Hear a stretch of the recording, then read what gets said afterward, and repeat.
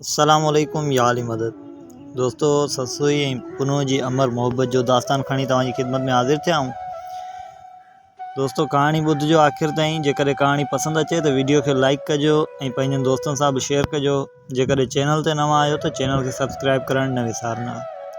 अचो पोइ शुरू कयूं। ससुई ऐं पुनूह जी अमर मोहब्बत जो दास्तान।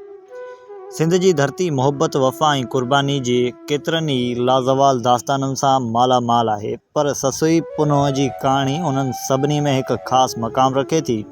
हीउ दास्तान सिर्फ़ु ॿिनि आशिक़नि जी मोहब्बत न, पर वफ़ा, जदोजहद, जुदाई ऐं क़ुर्बानी जो हिकु अहिड़ी कहाणी आहे जेका सदियुनि खां सिंध जे माण्हुनि जी दिलनि में ज़िंदा आहे।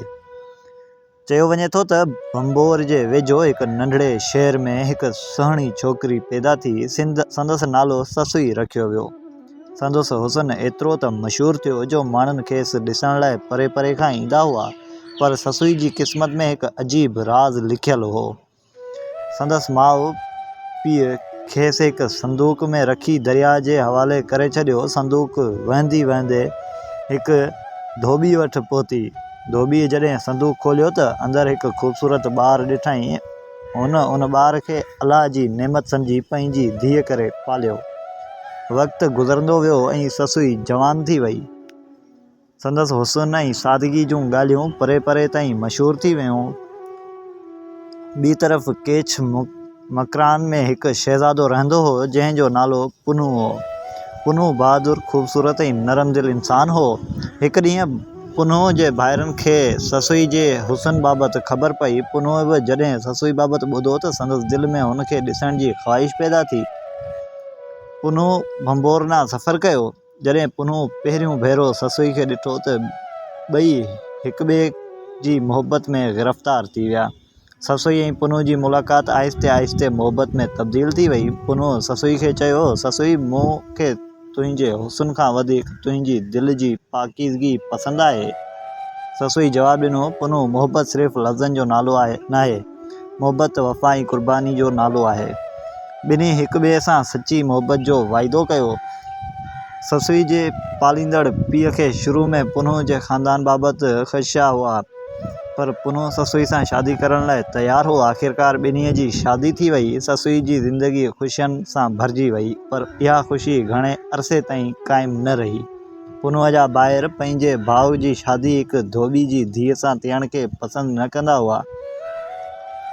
उन्हनि दिलि में हिकु मंसूबो ठाहियो त पुनूह खे वापसि केछ वठी वञिजे।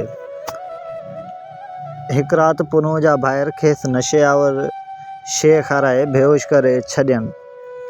पोइ खेसि उठ ते विहारे राति जी ऊंदाही में भंबोर खां परे खणी वञनि था।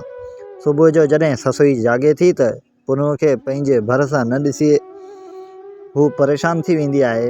हू माण्हुनि खां पुछे थी, मुंहिंजो पुनूह किथे आहे, पर कंहिं वटि जवाबु न हो। ससुई खे जॾहिं ख़बर पई त पुनूह खे संदसि भाइर केछ ॾांहुं वठी विया आहिनि त हू बिना कंहिं देर जे पुनूह जी ॻोल्हा में निकिरी पई। ससुई पेरनि उघाड़े रेगिस्तान ॾांहुं रवानी थी। सिजु तमामु तेज़ हो, वारी गरम हुई, पेर ज़ख़्मी थी रहिया हुआ, पर ससुई खे पंहिंजे महबूब जी मोहब्बत अॻिते वधाईंदी रही। हू हलंदे हलंदे पुकारींदी रही, पुनूह, पुनूह। कॾहिं हू रिण जे वारीअ खे पुछंदी हुई, ऐं रिण, मुंहिंजो पुनूह किथे आहे। कॾहिं हू जबलनि खे ॾिसी चवंदी हुई त ए जबल, जेकॾहिं मुंहिंजे पुनूह खे ॾिठो त मूंखे संदसि रस्तो ॿुधायो। ससुई थकिजी पई, पर संदसि हौसलो न टुटो।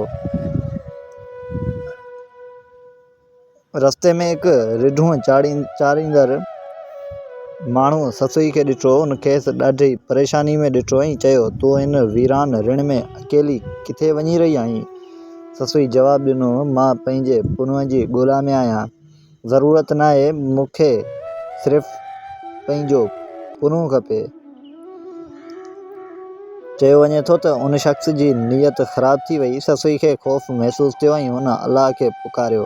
ससुई जे दिलि मां दुआ निकिती, ए मुंहिंजा रब, जेकॾहिं मुंहिंजी मोहब्बत सची आहे त मूंखे पंहिंजी हिफ़ाज़त में वठि। रिवायत मुताबिक़ ज़मीन फाटी वई ऐं ससुई उन में समाइजी वई। ससुई जी जो आवाज़ु रिण में गूंजंदो रहियो, पर हू माण्हुनि जी नज़रनि खां ओझल थी वई। ॿी तरफ़ पुनू खे जॾहिं होश आयो त हुन पाण खे पंहिंजे भाइरनि सां गॾु केछ में ॾिठो। हुनखे ससुई यादि आई। हू संदसि अखियुनि अॻियां अची वई।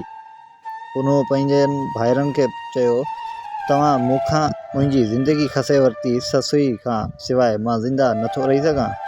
पुनू वापसि भंबोर ॾांहुं रवानो थियो, पर जॾहिं हू उते पहुतो त खेसि ख़बर पई त ससुई संदसि ॻोल्हा में निकिरी चुकी आहे। पुनू ससुई जे पेरनि जे निशान जे पुठियां हलणु लॻो। आख़िरकार हू हुन हंधि पहुतो जिते ससुई ज़मीन में समाजी वई हुई। पुनू रोई चयो, ससुई, मां अची वियो आहियां। रिवायत में अचे थो त पुनू बि ससुई जी मोहबत में पंहिंजी जान क़ुर्बान करे छॾी। अहिड़ी तरह ॿिन्ही आशिक़नि जी मोहबत दुनियावी जुदाई खां मथे थी वई। ससुई पुनू जे दास्तान सिंधी अदब ऐं सूफ़ी फ़िकर में वॾी अहमियत रखे थी। केतिरनि ई शाइरनि हिन दास्तान खे पंहिंजे शाइरीअ में मोहबत, इश्क़ ऐं रूहानी सफ़र जी अलामत तौरु बयानु कयो आहे। ख़ासि तौरु शाह अब्दुल लतीफ़ भिटाई रहमतुल्लाह अलैह पंहिंजे रिसाले में ससुई जे किरदार खे वॾी अज़मत सां पेश कयो आहे। शाह साईं वटि ससुई सिर्फ़ु हिकु आशिक़ औरत न, पर पंहिंजे महबूब जी तलाश में निकिरंदड़ हिकु अहिड़ी रूह जी अलामत आहे जेका पंहिंजी मंज़िल हासिल करण लाइ हर ॾुख बर्दाश्त करे थी। ससुई जो रिण में सफ़र असांखे सेखारे थो त सची मंज़िल हासिल करण लाइ इंसान खे सब्र, हिम्मत ऐं क़ुर्बानी जी ज़रूरत हूंदी आहे। ससुई पुनू जे दास्तान असांखे ॿुधाए थो त सची मोहबत में वफ़ा, सब्र ऐं क़ुर्बानी हूंदी आहे। ससुई गरम वारी बुख, उञ ऐं अकेलाई खां न डिॼी हुन पंहिंजे महबूब जी तलाश खे पंहिंजी ज़िंदगी जो मक़सदु सम्झो। उहो ई सबबु आहे जो सदियुनि गुज़रण बावजूदि ससुई ऐं पुनू जी मोहबत सिंध जे दिलि में अॼु बि ज़िंदा आहे। हीउ दास्तान असांखे इहो सबक़ु ॾिए थो, सची मोहबत रस्ते जे ॾुखनि खां न डिॼंदी आहे। सची मोहबत मंज़िल ताईं पहुचण लाइ क़ुर्बानी ॼाणींदी आहे। ससुई पुनू जी कहाणी सिंध जे रेगिस्ताननि, जबलनि, दरियाहनि ऐं लोक गीतनि में अॼु बि गूंजे थी ऐं हर नए नस्ल खे मोहबत, वफ़ा ऐं हिमत जो पैगाम ॾिए थी। दोस्तो, इहो ई असांजी अॼु जी कहाणी। उमेद कयां थो त कहाणी तव्हांखे पसंदि आई हूंदी। जेकॾहिं कहाणी पसंदि आई हुजे त वीडियो खे लाइक कयो ऐं वधि खां वधि पंहिंजनि दोस्तनि सां शेयर कयो। मिलंदासीं हिकु नई वीडियो सां गॾु। तेसीं ताईं रखो पंहिंजो ख़्यालु। अल्लाह हाफ़िज़।